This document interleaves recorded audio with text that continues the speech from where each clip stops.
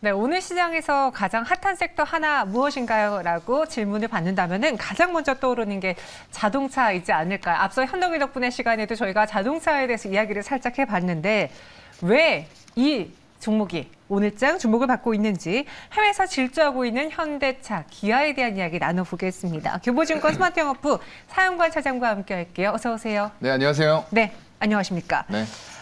지금 이 자동차, 현대차, 기아가 상승하는 배경에는 사실 오늘 뭐니 해도 그 블룸버그 보도, 뭐 그런 해외에서의 현대차, 기아에 대한 호평 이게 한 몫을 한 것 같은데 근데 여기 우리가 환율도 봐야 되잖아요. 우리는 수출국가. 오히려 원달러 환율이 떨어지면 또 엔저 이런 환율을 다 고려해야 되는데 지금의 환율은 우호적입니까? 일단은 좀 우호적이라고 볼 수밖에 없을 것 같고요. 솔직히 일본 쪽하고 좀 비교해 봤을 때도 일본 쪽의 어떤 하이브리드는 사실상 기술력이 우리나라보다 더 좋다라고 알려져 있어요. 그런데 순수하게 전기차 단으로 가다 보니까 테슬라에 이어서 지금 현대그룹이 굉장히 미국에서 호평을 받고 있는 이런 분위기가 형성이 좀 되고 있는 것 같고요. 지금 산업연구원 쪽에서 전문가 서베이 지수 조사 결과 7월 전망이 77로 나와요. 굉장히 좋지 않은 겁니다. 100을 크게 하회할수록 좋지 않다라고 보시면 될 것 같고요. 내수 수출이 80부근인데 생산하고 투자 90 미만으로 낙폭을 전보다 더 확대해 나가는 이런 모습들이 나오고 있고요. 전월에는 100을 상회하는 업종들이 몇 개 있었어요. 반도체, 자동차, 조선, 그리고 바이오 헬스케어 이런 쪽들은 100을 상회하면서 그래도 시장 대비해서는 괜찮게 가는 업종들이네라고 생각을 했었는데 이런 업종마저도 전부 다 하락을 하면서 지금 나온 결과치로는 전부 다 100을 상회하는 업종들이 하나도 없어요. 그럼 다 나빠질 것으로 전망을 하고 있다라는 부분들이거든요. 이런 부분들이 결국에는 글쎄요, 자동차 업계에 일단 환율은 굉장히 우호적인 부분은 맞습니다.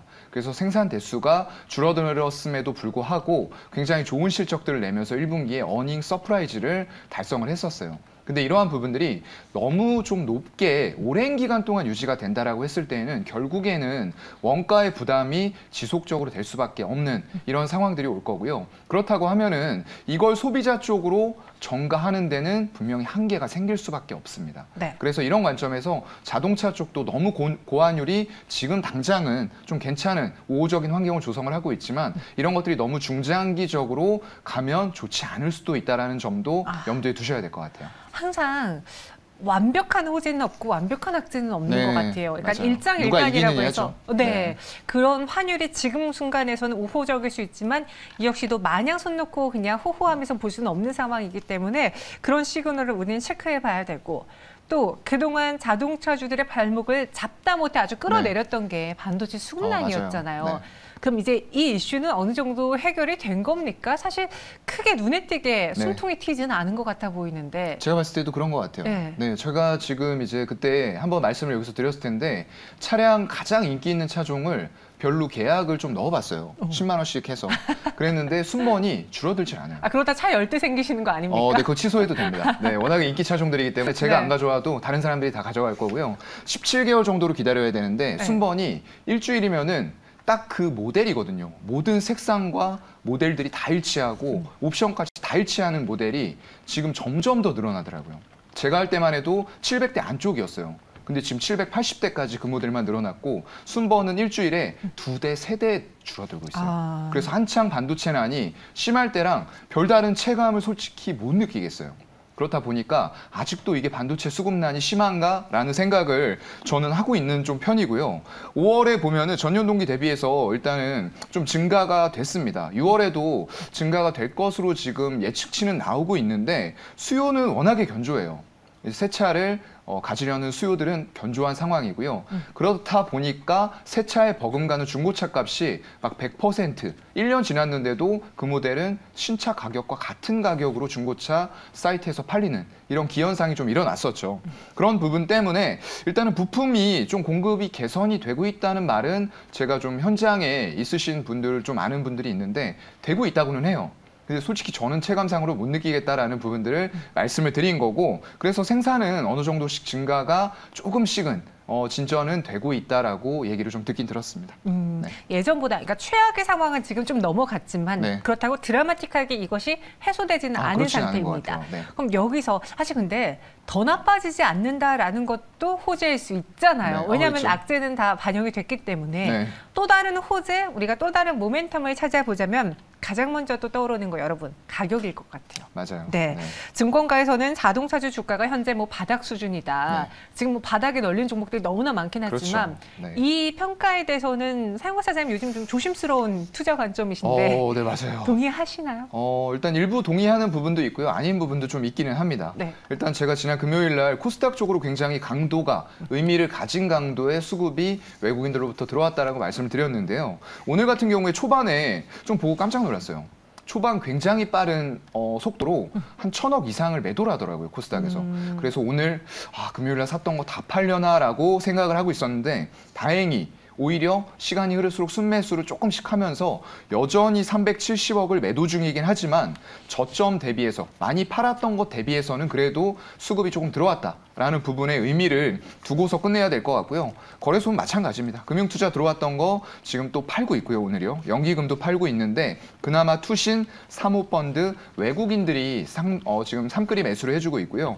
그나마 전기전자 쪽으로 한 1,900억 정도가 매수가 들어오는데 화학이라던가 전기전자, 운송 장비 정도 빼면은 의미 있는 수급은 아직까지는 부여를 코스피에는 해줄 수가 없는 구간이다 보니까 지수 자체는 상승하고 있는데 아직도 저는 120월선을 조금 다시 한번 터치할 가능성도 배제할 수는 없는 구간이라고 보고 있거든요. 네. 그래서 일단 운송 장비 쪽이 수급이 워낙에 좋다 보니까 많이 올라온 건 맞아요. 근데 이거 주가를 가지고 얘기를 할 때 글쎄요, 기아 같은 경우에는 워낙에 견조했거든요. 이 주가 흐름 자체가 바닥이라고 얘기하기 조금 힘든데 그만큼 실적이나 이런 부분들이 견조하면서 상대적으로 잘 버텼다 정도로 좀 생각을 해야 되지 않을까 싶고요. 이번에도 75,000원 파동으로 올라가는데 87,000원을 돌파하는지 여부 지켜봐야 될 것 같아요. 네. 여기 또 현대차의 실적을 보면요. 나쁘지 않아요. 나쁘지 않죠. 2분기 영업이 2조 원대가 전망되고 있습니다. 지금 실적에 대해서 봐야 되는 거는 어떻게 보면 좀 아이러니한 게 반도체 수급난 때문에 우리가 원하는 수요를 다 만들어내지 못함에도 불구하고 나쁘지 않은 좋은 실적을 낸다. 이거 어떻게 해석해야 돼요? 그만큼 고가 차량이 많이 팔린다라고 봐야 되나요? 아무래도 그런 효과가 좀 있는 것 같아요. 제네시스라던가 고가의 SUV 이런 것들이 캠핑 효과로 인해서 보통 이제 SUV 하면은 한 4천만 원 이상이에요. 네, 거기서부터 시작한다고 보시면 될 것 같고요. 네. 왜냐하면 캠핑은 좀 넓은 공간을 필요로 하기 때문에 이런 팰리세이드라든가 이런 모델들이 상당히 잘 팔리는 이유고요. 그래서 보게 되면 일단은 이런 고가 모델 판매가 증가하고 있고 미국 중심으로 해서 유럽까지도 선전을 상당히 하고 있습니다. 현대차 쪽에서요. 거기다가 현대차 2분기 글로벌 판매량이 전년 대비 아주 소폭의 감소만 있을 것으로 조금 전망이 되고 있어요. 그런 부분들 때문에 일단 1분기에도 국내외 판매량은 전부 다 감소를 했습니다. 그럼에도 불구하고 오히려 영업이익은 증가하는 모습들, 환율 효과도 물론 여기에 있었겠죠. 그런 부분들과 더불어서 미국 중심으로 해서 만약에 지금 받고 있는 이런 급조명을 받고 있거든요. 2위를 하고 있습니다. 점유율로요. 테슬라에 이어서 2위를 하고 있는데 이거에 그치지 말고 조금 더 점유율을 늘려가는 여기에서 떨어지면서 2위를 수성하는 건 의미가 없을 것 같고요. 더 점유율을 늘려가면서 기존의 미국의 내연기관차 공룡들과도 싸움을 하면서 2위 자리를 수성할 수 있을 정도의 점유율을 올린다라고 했을 때에는 상당 부분 효과가 나타나지 않을까라고 생각을 합니다. 이 자동차에 대해서 저희 시청자분들의 반응도요. 지금은 갈 때가 된 것 같아요. 가격적으로 너무 매력이 있어 보입니다. 라는 이야기를 해주신 분도 계시지만 이런 반대 의견도 있습니다. 네. 아까 어떤 글이 올라와 주시면 이스마일님께서요. 경기도나 우려감 속에 남의 이야기네요. 차값이 한 푼, 두 푼도 아니고 맞아요. 네. 과연 차를 많이 바꿀까요? 라고 이야기해 주셨는데 이 말도 일리가 맞지만 근데 또 차는 교체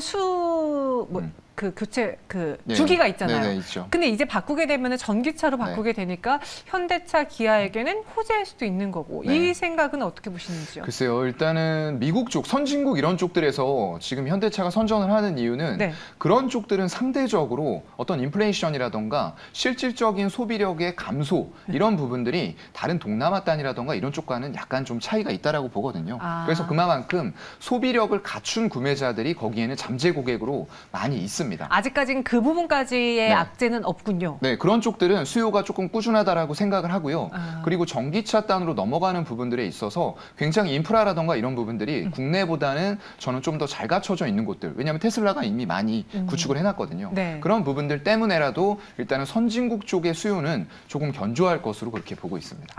네. 이번에 아이오닉 6 디자인 스케치가 공개됐는데 시장의 반응은 어떤지 지금 블룸버그에서도 말하는 그 일론 머스크가 말하는 현대차가 잘하고 있는 거는 내연기관 쪽이 아니라 네. 전기차 쪽 이야기잖아요. 맞아요. 그리고 기존의 아반떼, 뭐 소나타 그 모델이 아니라 제네시스의 모델이고 네. 약간 달라지고 있는 현대차 기아인 것 같은데 게임 체인저가 될 거라고 봐도 될까요? 저는 사실 제가 좀 죄송한데 네. 처음에 현대차의 그 전기차 이야기가 보셨나요? 나왔을 때 네.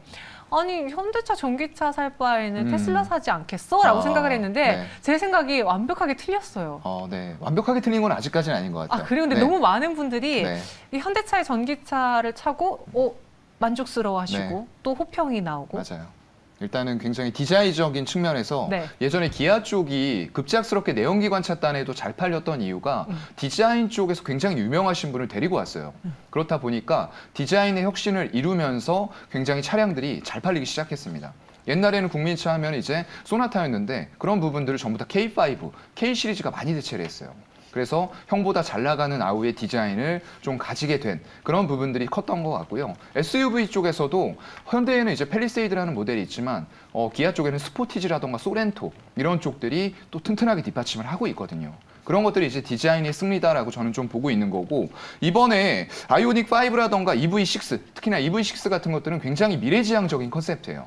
이런 것들이 이제 친환경을 대표하는 전기차의 컨셉과 약간 좀 맞아떨어지는 그런 부분들이 어떤 소비자의 수요 측면을 더욱더 디자인적으로도 자극을 시켰다라고 좀 생각이 들거든요. 그런 부분에 있어서 일단 뭐 아이오닉 지금 계속 나올 거고요. EV6까지 또 계속 나오게 되면은 이런 부분들이 계속적으로 디자인을 좀 더 미래적이고 첨단 이런 쪽으로 바꿔 나갈 것 같아요. 그래서 저도 스케치 디자인을 봤는데 네. 굉장히 좀 스트림라인이 유선형적으로 공기 저항을 덜 받게 생겼더라고요. 네, 만약에 그대로 만들어진다라고 하면은 상당히 그 디자인 호평을 가지고 디자인 때문에라도 현대차, 기아차 브랜드를 선택을 할 사람들도 있지 않을까라는 생각을 좀 가지게 만드는 그런 디자인이었어요. 아이오닉 네. 6의 그 디자인 사실 뭐 자동차도요 제 기준일지 모르겠지만 사양도 네. 중요한데 디자인도 그럼요. 크잖아요. 그렇죠? 네. 이거를 뭐 매일같이 바꿀 수 있는 게 아니라 한 번 사면 몇 년을 맞아요. 써야 되다 보니까 더 신중하게 디자인 부분도 따지는데 그 부분에 있어서 또 수요자들의 이목을 집중시키고 있는 아이오닉 6였고요. 여기에 현대차와 함께 같이 갈 섹터를 좀 여쭤보고 싶은데 네. 뭐 가장 먼저 떠오르는 건 부품이지 않겠습니까? 네, 맞습니다. 근데 저희 채팅방에 그런 글이 올랐어요. 이전에 내연기관차에 들어가는 부품 개수와 네.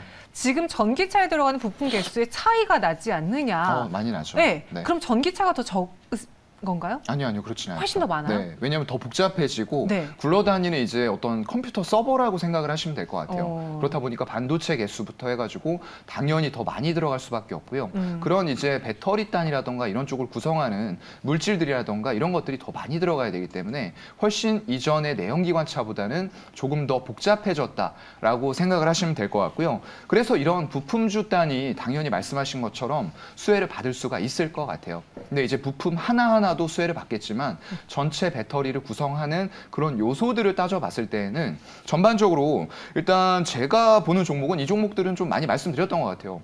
뭐 화신이라던가 SL 같은 종목들, 구형테크 이런 쪽들로 해서 많이 좀 말씀을 드렸던 것 같고요. 특히나 오늘 화신 한 번 더 얘기를 해보겠습니다. 네. 이게 일단 국내 주요 완성차 업체가 미국 쪽에서 사업 기조를 굉장히 강화해 나가는 그런 추세에 있죠. 그렇다 보니까 제가 항상 말씀드리는 대로 3년에 걸쳐서 지금 이끌어 나가는 국가들이 조금씩 바뀌고 있어요.